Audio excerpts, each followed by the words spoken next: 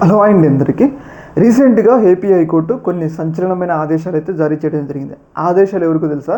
తన కింద పనిచేస్తే అంటే రాష్ట్రంలో పనిచేస్తే కోర్టులన్నిటికి కూడా ఆదేశాలు. ఈ ఆదేశాల యొక్క ముఖ్య ఉద్దేశం ఏంటంటే, మనం చూస్తున్నాను కూటమి ప్రభుత్వం వచ్చిన తర్వాత చాలామంది వైసీపీకి సంబంధించిన కార్యకర్తలని పోలీసులు కేసులు పెట్టి వెంటనే కోర్టులో ప్రవేశపెట్టి వాళ్ళకి 14 రోజులు రిమాండ్ అయితే విధిస్తూ ఉన్నారు. అయితే ఈ సందర్భంలో భాగంగా హైకోర్టు ఇలా రిమాండ్ విధించడంపై తీవ్రస్థాయి ఆగ్రహం వ్యక్తం చేసింది. ఏంటంటే, కింది స్థాయి మేజిస్ట్రేట్ కోర్టులో రిమాండ్ విధించే ముందు సుప్రీంకోర్టు గైడ్లైన్స్ని ఎందుకు ఫాలో కావట్లా? State of Arnesh Kumar versus state of Bihar కేసులలో సుప్రీంకోర్టు సోషల్ మీడియా కేసులలో ఎలా వ్యవహరించాలని చెప్పేసి సుప్రీంకోర్టు గైడ్లైన్స్ చాలా పక్కాగా ఉన్నాయి.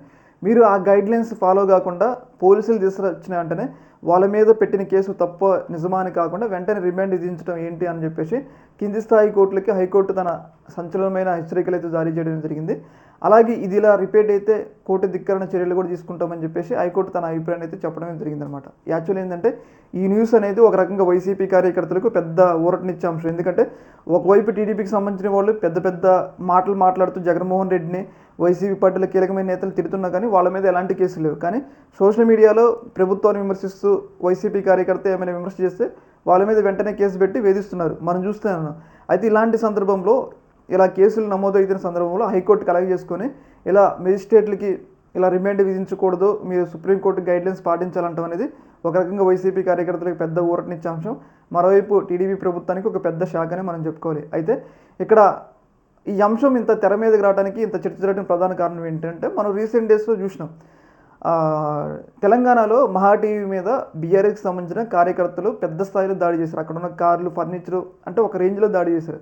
అయినా కానీ అక్కడ కోర్టులు, అక్కడ లీగల్ టీం చాలా గట్టిగా ఉండి ఆ కార్యకర్తలకి బెయిల్, అదే రిమాండ్ విధించకుండా అప్పటికప్పటికే బెయిల్ విధించడం అనేది వచ్చిందనమాట. వెంటనే బెయిల్ వచ్చి బయటకు వచ్చారనమాట. కానీ ఇక్కడ మనం చూసుకున్నట్లయితే ఏపీలో చిన్న చిన్న సోషల్ మీడియా కేసుకు కూడా ప్రతి ఒక్క వ్యక్తికి అంటే ఒకళ్ళు అంటే తప్పున్నా లేకపోయినా కానీ ప్రతి ఒక్క వ్యక్తికి కోర్టులు ఏంటంటే ఈ వ్యక్తి తప్పు చేశాడా లేదా అని చెప్పేసి వాళ్ళు తన అభిప్రాయం చెప్పాలి. కానీ ప్రతి ఒక్కరికి యాంత్రికంగా ఇలా రిమాండ్ విధిస్తున్నారు. ఇలా రిమాండ్ విధించడం పట్ల హైకోర్టు తన ఆగ్రహాన్ని వ్యక్తం చేసింది. తెలంగాణలో ఏమో అలా వాళ్ళు అంత పెద్ద దాడి చేసినా కానీ వాళ్ళకి బెయిల్ వచ్చింది. ఇక్కడ ఏపీలో చూసుకుంటే చిన్న చిన్న సోషల్ మీడియా కార్యకర్తలకు కూడా రిమాండ్ విధిస్తున్నారు. అయితే వీటన్నిటిని గమనించిన ఏపీ హైకోర్టు ఇదంతా తప్పు, మీరు ఇలాంటి గనుక మీరు చేసినట్లయితే మీ మీద చట్టపరమైన చర్యలు అంటే కోర్టు ధిక్కారణ చర్యలు ఉంటే మీరు ఇక మీద మీరు సుప్రీంకోర్టు గైడ్లైన్స్ ఫాలో కావాలని చెప్పేసి క్లియర్గా కింది స్థాయి మెజిస్ట్రేట్లకి తన సర్క్యులర్ ద్వారా తన అభిప్రాయాన్ని హైకోర్టు అయితే చెప్పింది. ఇది ఒక రకంగా మంచి ఊరటనిచ్చే అంశం వైసీపీ పార్టీకి అని చెప్పేసి మనం అనుకోవచ్చు అనమాట. ఈ యొక్క అంశంలో మీ యొక్క అభిప్రాయం కింద కామెంట్ తెచ్చాను. ఒక మినిట్. Thank you.